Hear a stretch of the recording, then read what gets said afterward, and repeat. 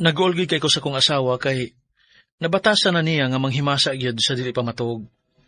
Ug iya gyapon ning gibuhat karon nga nagtrabaho na siya isip sales lady. Gani, dunay mga higayon nga gikan mi nga nagjogging. Nanghugas din siya sa iyang tiil. Hangtod nga miabot ang higayon nga akong gikadlokan. O gunya, kumusta yung trabahoan? Okay raman, Han. Oh, ano naman ka? Mura ka magnagluya. Nagsakit ang akong tiil, Han. Ha? Kaya noon siya man ha? Ambot lang, uy. Ambot ko nga nung nasakit man eh. Nga unta, makasugakod raman unta ko binarugay sa trabaho. Nato, ana. Tingalig mo na. Tingalig tungod na sa sige ni mong panghimasa sa imong tilgikan sa trabaho. Dili siguruhan, uy.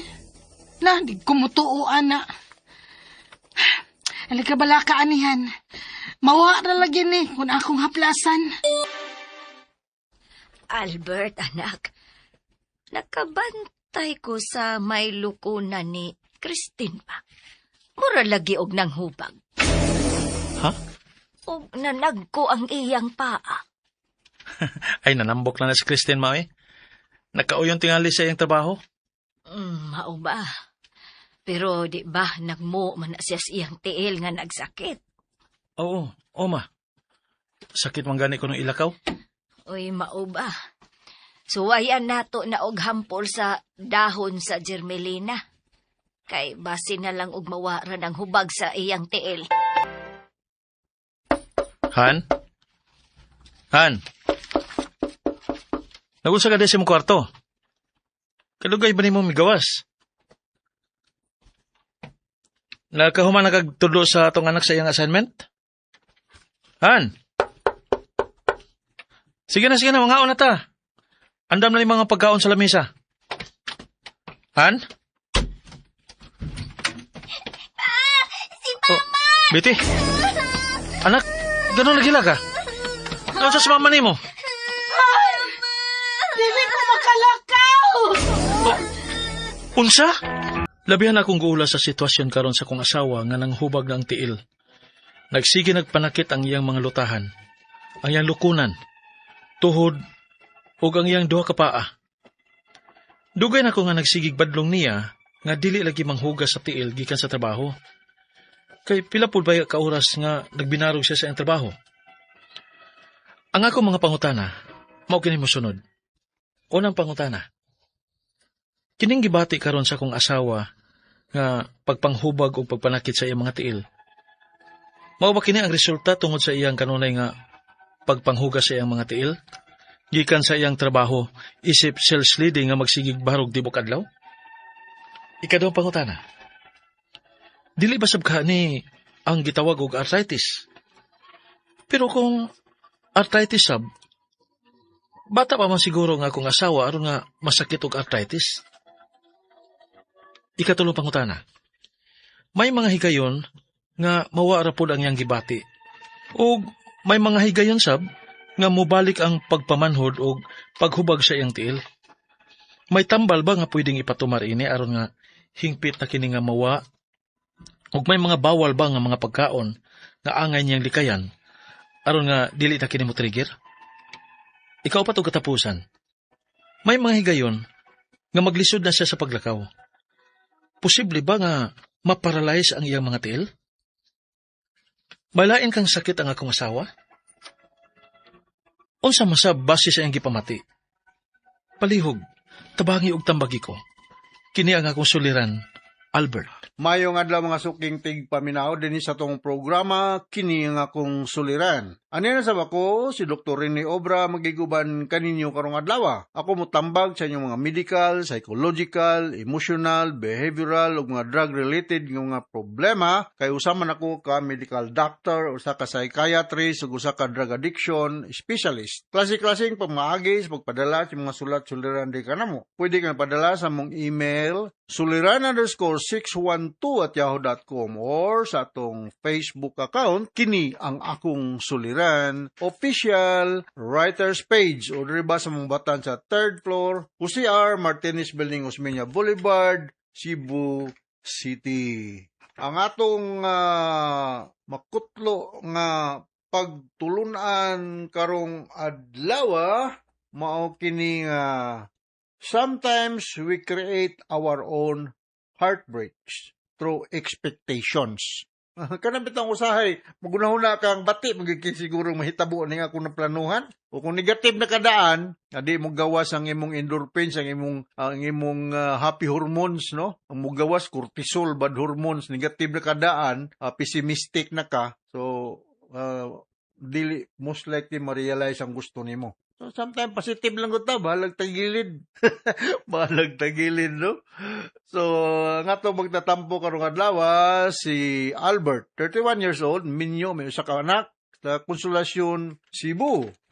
Punto medical, of course, no? So, musta namang mga taga-Konsolasyon, mga taga-Danau, bago lang media, no? O, diya sa Danau, siyempre ako mga nakaila diya sa Danau, naghanto sila. Naa sa Durano, murag home for the aged, no? Campusay sa LP Albert, Manipis, Talisay City, no? LP Alberca. Mga Baladhay family sa mga Balahay family, San Francisco, Southern Leyte din, no? San Francisco, Southern Leyte. Perlinda, Israel, ug Nero, o mga Dayok family, diyan dapita, no? Mga Lindar, Tiangco, Sapitalo, mga Tiangco family, Pinasawan, Tayasan, si Gina, si Gili, o si Jean, no? Tipulo Mandawi, no? Mga Laranzo, Santillan family, o mga taga-inupakan diti. Akong condolence di ay, no? Sa kamatayo ni Uloy Roble, no? Nag-chat na ko si Tony Codira Didasi. Kaning pahulay na si Sir Uloy. Maayong pagpaminaw ninyo diha dahil sa inupakan diti, no? Kusog kay ta diha, no? Mga Mirambel family, mga Perales. Okay? Yung taga Gindaruhan, Minglanilla. Salamat kayo. Ipahangyo ko naman sa inyong Hello Black, no? Nga tao ni J. Lariusa. Sani ba niya siya? Sami. Si Jumar, si Adoy, si Arnold, si Richie, si Ibal, si Runon, o si Sami. O mga Bilyarmon family diya sa Kantawan, mga Kanya Bano, Nelpi o Niti. Okay? So, regards to everyone. Diya sa Konsolasyon, sabi akong, katong among sagaring Konsolasyon, no? Nalimot na ko si Kuanday, si Roxanne Mayol, Remigio Mayol sa Argao, no? Sa NA Shooting Range, Garing Konsolasyon. Nakanak ko sa inyo. Wala ko kabalik kay na ay mga rason, no? Alright, so mga Baraga family sa Lawaan Uno Talisay, no? Si Ernie, si Celine, Ariel Neon, Erien, Christian, Denver, Princess Erlin, no?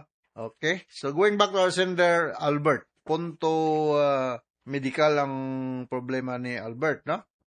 Suma sa nabati na to gina sa drama, mahitungod kini siyang asawa, no? Unang pangutana ni Albert, problema ni siyang asawa, no? Kining gibati karon sa akong asawa nga pagpanghubag o pagpanakit sa iyang mga tiil. Mao ba kini ang resulta tungod sa iyang kanunay nga pagpanghuga sa iyang mga tiil gikan sa iyang trabaho isip sales lady nga nagsigi og barog tibuok adlaw. Nindot kay ning imong pangutana, Albert, ha? Kay daghang betag mga sales lady nga magbarog lang. Magbarog lang kuno tibuok adlaw, no? Ang kini magsige kag barog na ay posibilidad nga magka-problema ka sa imong mga blood vessels, but twisted mo enlarge ang imong mga blood vessels sa leg, no? Medyo may stationary man ka. Not only magbarog, but also mga babae nga buntis, o kanang maglisod og paggawa sa ilang hugaw, sobra katambok, o naabay mga problema dia sa gastrointestinal tract, no? Posible, akong tubag nimo sa una nimong pangutana, Albert, no? Ikaduhang pangutana, di ba sab kini ang gitawag na arthritis? Pero kung arthritis sab ni, bata pa man pud siguro nga akong asawa nga magkasakit og arthritis. Wala ay mga tao nga masakit og arthritis, no? Na ay mga tao masakit og arthritis, bisan pa man kung bata pa ka, no? So exercise lang yun, no? Exercise dili dayon kung gikan ka nagsingot dili dayon manghugas, rest for a little while nya kinala nga dili sobra katambok. I don't have any idea unsa kadako ni imong asawa, Bert, no? Unya avoid tight clothing, ha, kung mahimo lang. Unya kanang malagi trabaho lagi ni uban namang long period of standing mo pahulay la pud tingali, mosugot naman tingali ng tagiyas tindahan nga kung bulingkod na pud kadali, no? Nga ko ikaw avoid lang mga junk foods, avoid mga caffeinated drinks kay maka-constrict ni siya sa blood pressure nya, makataas imong blood pressure lagi, na kakin-kakin lang, exercise, ha, bisag gamay lang, ha, dili kayo extraneous. Sulod nga pangutana, may mga higayon nga mawala na pud ang iyang gibati ug may mga higayon nga mobalik. Ang pagpangmanhod ug paghubag sa iyang tiil, may tambal ba nga pwedeng ipatumar niini aron hingpit na kining mawala, ug may mga bawal ba nga mga pagkaon nga dapat likayan aron nga dili na kini mo-trigger. So avoid akong balikon mga processed foods kataas kini siya salt content, mga fried, mga pirming pinalutaw sa mantika, o niya alcohol, ang massage is not very effective o kay lahi man ang concern, no? So kung mahimo, do little flexing diha, exercise para maka-promote og good blood circulation. May mga supplementary vitamins mas okay.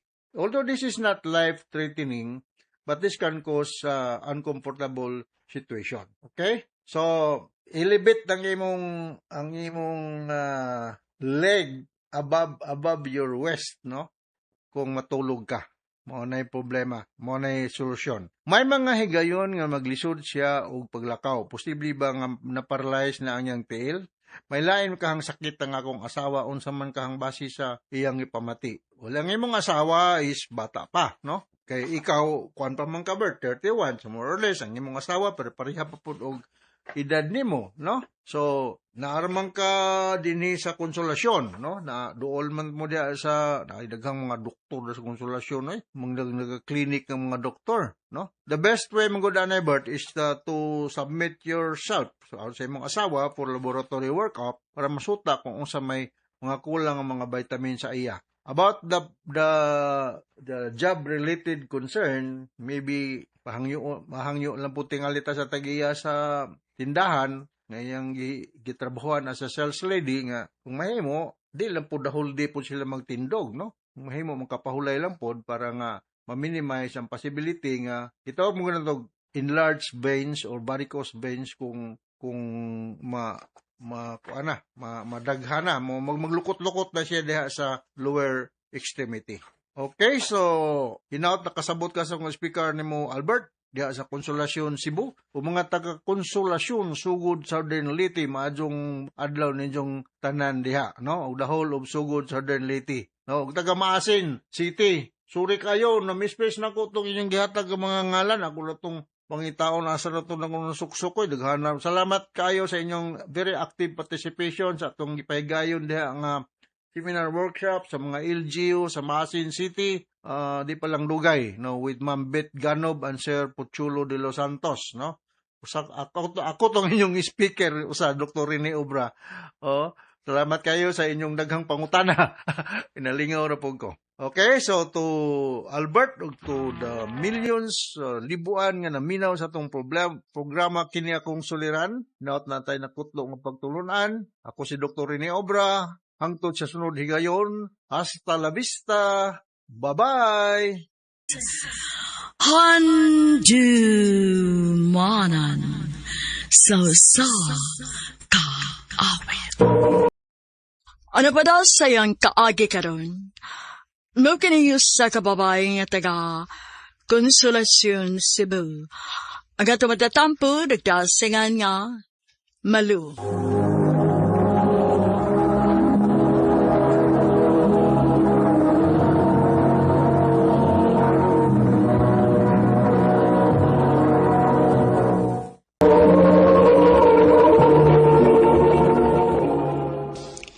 Salamat kay nisugot ka nga makikita na ako, mahal. Na ako importanteng isulti mo.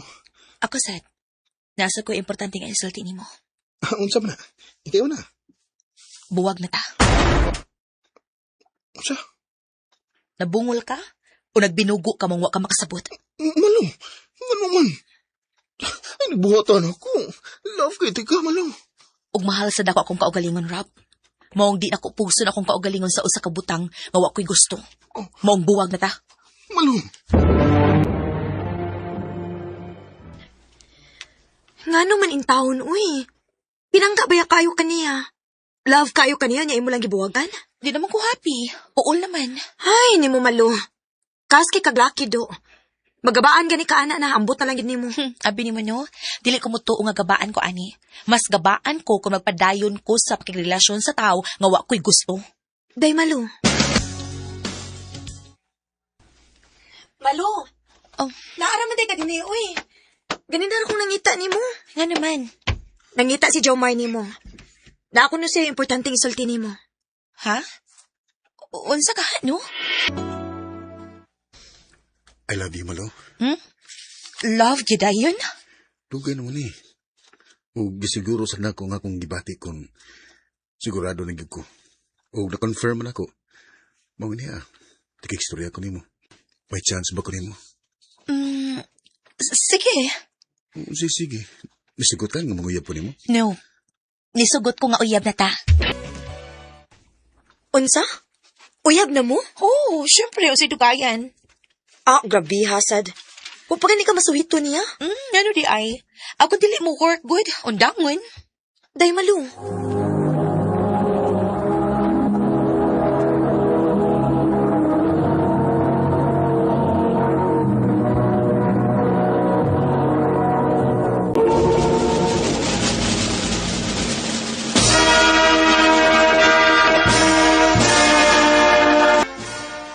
Congrats na to, Day! Congrats! Oh, hain man si Jomar. Ay, ang butog asa to. Nawa magkalit. Malo, love. Oh, flowers para nimo. Aw, ka-sweet. Thank you, love. Anak, abi ni mo, nalipay ko nga nakatumong ka og lalaki nga sama ni Jomar. Pinangga kaayo ka. Maugit, ma. Onya, kanus aman inyong planong magpakasal, ha? Pagkasama ta. Sure ka? Oo. Sigurado na ko nimo. Ikaw, sigurado na ka na ko? Sigurado na, oy.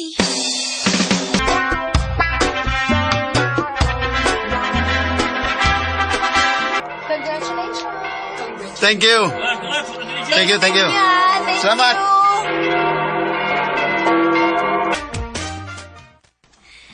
Onya, kumusta ang kinabuhi sa minyo? Okay, rakit kaayo. Love kay ko ni Jomar, Day. Og siya ra pod may nakapausab nimo, day. Nawa gid imong pagkapulaanon sa lalaki tungod niya. Na in love mo ko niya tinuoray ko. Mao nang kontento na sad kaayo ko niya. Mao gyud. Huy, day, pag baby na mo, uy, inga si Jomar. Ha? Andam na ka? Sa pagkatinuod lang. Huwag ko kayo paw. Nga naman. Love di ka, pero okay naman ako nga gitara. Ngawa tayo mga anak. Pero, O mahadlok sad ko nga manambok ko kung mga anak na ko, Jomar. malo.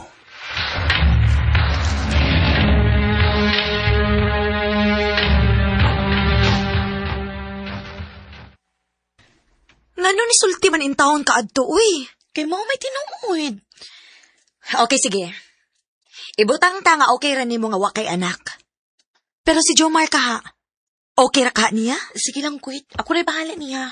Akong ipakita niya nga okay rami bisag wa mi anak. Lami na kaayog tug si Jomar. Ay, kinuka na sad ko. Matuog na sad ko. Lawom naman ang gabi eh. Kinsa may nag-chat ni Jomar rong orasa. Ako masahon. May password. Ay, sabayan akong adlaw sa mong anniversary. Na-open. Basahon ako. Kanus aka muuli diri sa bay. Nangita na imong anak nimo. Anak? May anak si Jomar sa laing babae? Love, mawa ko pila kadlaw ha. May out of town sad ko. Kauban si mong asawa og anak? Unsay, Pilipad ako nimo oy. Di man ka mailhan. Kung wa ko makabasa sa chat sa imong phone, wa ko'y kalibutan nga gibinuangan na di ko nimo. malo. Jomar nga no. Nganong kibuhat nimo na ako? Sorry. Sa tinuod lang, gusto ko nga may kaugalingon kong anak. Pero di sa ko gustong mamugos nimo. Maong laig babae imong gipamabdusan, mao ba? Ha? Malo, mahal ka. Please, Jomar. maluwi ka na ko, malo. Ayaw ko biyahe. Mahal sa tika, Jomar. Mahal ka ayo. Ug ba na tika, maong andam kong mupasaylo nimo. Malo, salamat. Pero isaad na ko, nga ang bata ra mo ituyo nimo, ug wa nay lain. Oh, isa na ko ni mo, malo. Salamat. Salamat kayo. Bisag sakit para nako, pero nahibaw ko. Nga labaw kong masakitan kung mawa si Jomar nako. Maong bisag lisod, pero gidawat ako ang tanan, o gipasaylo na ako ang akong bana. Di na lang kutob o daghang salamat sa pagtagading akong tampo. More power, RMN.